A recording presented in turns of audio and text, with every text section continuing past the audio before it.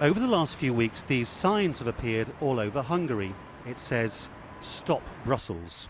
It may seem odd that Hungary seems to hate the home of the European Union so much, if you consider that every single big piece of infrastructure, the roads for example, the bridge over the Danube, the metro under Budapest, it's all paid for with European money. One can conclude that Hungary lives on European Union funding.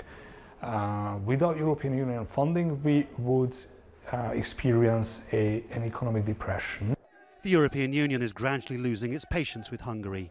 The human rights violations over the refugees, the vicious campaign against the financier George Soros and the university he funds, the new campaign against non-governmental organisations paid for by European donors. It's also widely claimed that much European funding to Hungary is siphoned off by businessmen with links to the ruling Fidesz party, which simultaneously condemns the European Union. The EU has no tools to deal with this because when the system was designed, they didn't consider that in a few years Hungary would become a gangster state from the top down. The theft of European money is the biggest fraud in the history of Hungary. When you put these things to the governments, the answer comes back that the EU does very well out of Hungary being in the club. Everybody gains. As a matter of fact, those are so-called sending the money, so the bigger countries, Germany especially, is gaining more than those countries that are receiving these monies.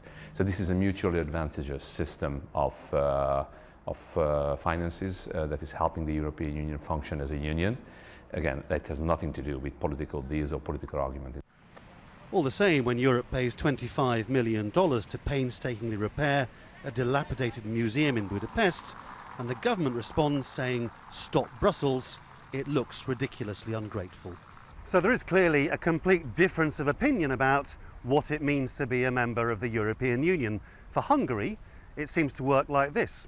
You give us a load of money to repair some old buildings, and in return, the Germans can build a car factory here. And yet for the European Union, value systems, things to do with civil rights and civil society, aren't transactional.